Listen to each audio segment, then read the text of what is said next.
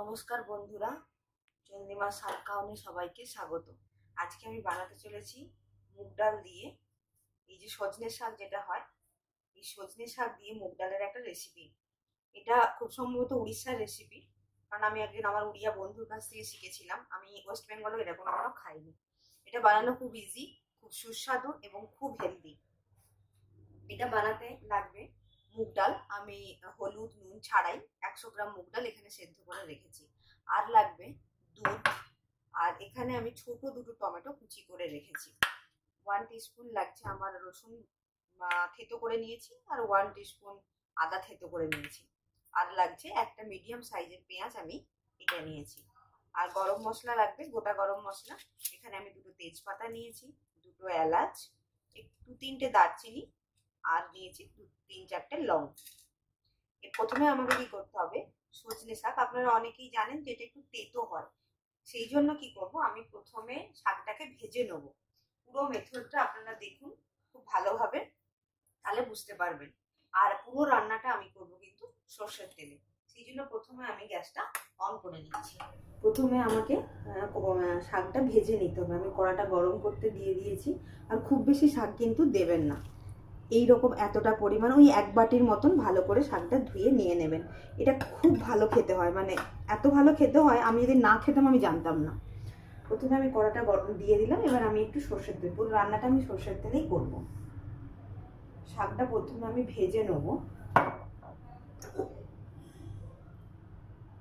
তেলটা একটু গরম হয়ে যাক। তেলটা আমার গরম হয়ে গেছে। এবার কি করব, আমি এই সজনে শাকগুলো আমি তুলে দেব। আপনারা একবার বাড়িতে করে দেখুন।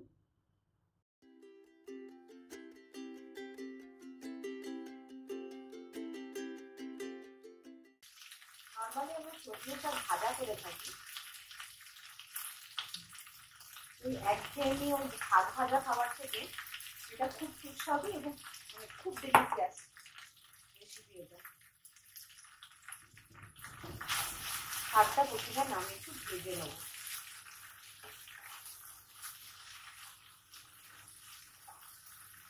একটু নুন দিয়ে ভাজতে পারেন, তাড়াতাড়ি ভাজা হয়ে যাবে। অল্প করে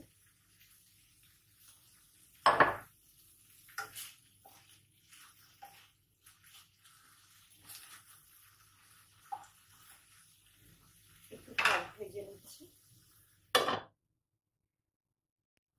দেখুন বন্ধুরা, অল্প ভাজা ভাজা হয়ে গেছে। এবার কি করব, এতে আমি একটু দুধ দেব। এই দুধে কি হবে, এই শাকের তেতো ভাবটা চলে যাবে। দিয়ে আবার একটু আমরা এটাকে সেদ্ধ করে নেব, মানে ভাজা করে নেবো আর কি, যাতে দুধটা মরে যায়, দুধটা যাতে শুকিয়ে যায়। দেখুন বন্ধুরা, দুধটা অলরেডি শুকিয়ে গেছে, মানে এর সাথে শুকিয়ে গেছে। এবার কি করব, আমি শাকটা নামিয়ে দেবো।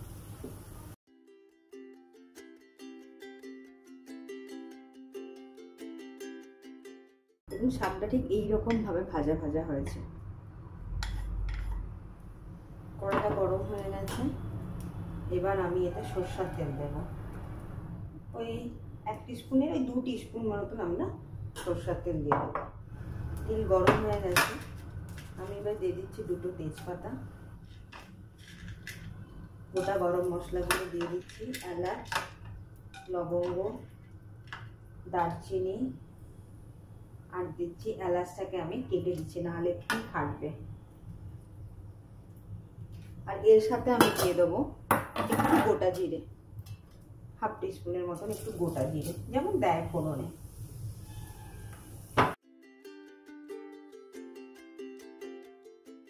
এবার দিচ্ছি পেঁয়াজ কুচি,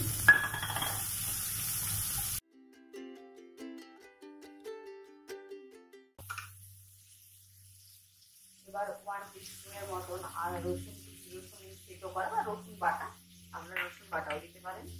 আর দিচ্ছি 1 টিস্পুন আদা।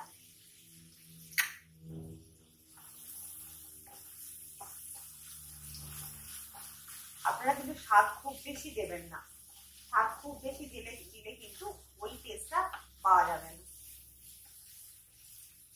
সুতরাং 100 গ্রাম ডালে মোটামুটি এরকম একটা বড় স্টিলের বাটির 1 বাটি শাক আপনারা দেবেন।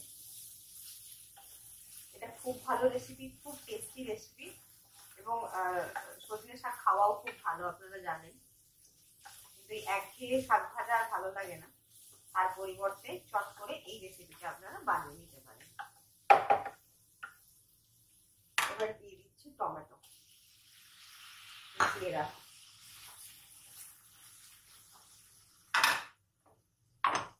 দিয়ে দেবো একটু নুন,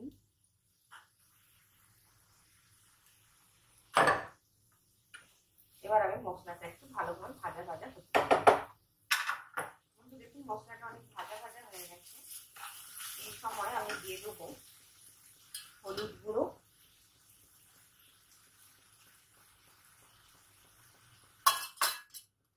লঙ্কা গুঁড়ো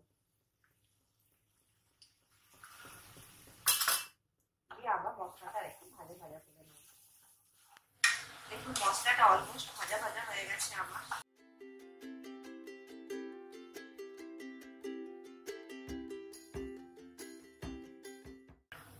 এবার আমি ডালটা দিয়ে দিলাম, সেদ্ধ করে রাখা মুগের ডাল।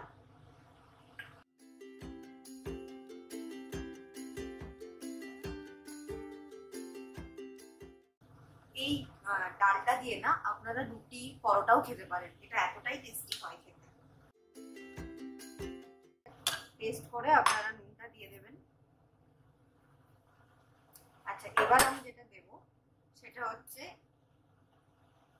1 টিস্পুন ধনে গুঁড়ো আর জিরে গুঁড়ো। আমার এটা মেশানো আছে। 1 টিস্পুন করে ধনে গুঁড়ো দিবেন আর 1 টিস্পুন করে আপনারা জিরে গুঁড়ো দিয়ে দেবেন।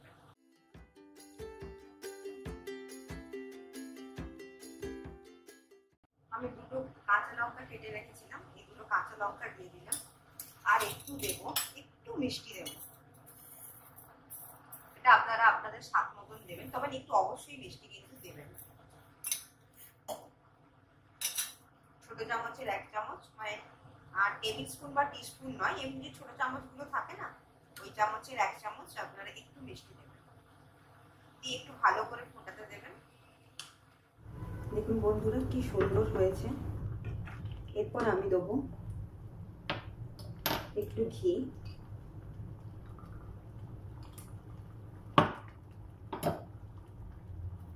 আর দেব একটু গরম মশলা।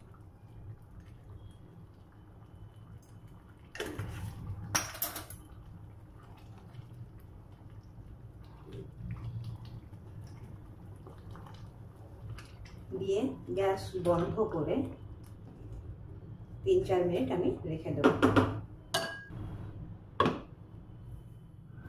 প্রস্তুত হয়ে গেল শাকের ডালে এক সুস্বাদু পদ। আপনাদের যদি এই রেসিপিগুলো ভালো লেগে থাকে তাহলে আপনারা অনেক শেয়ার করুন আর লাইক করুন।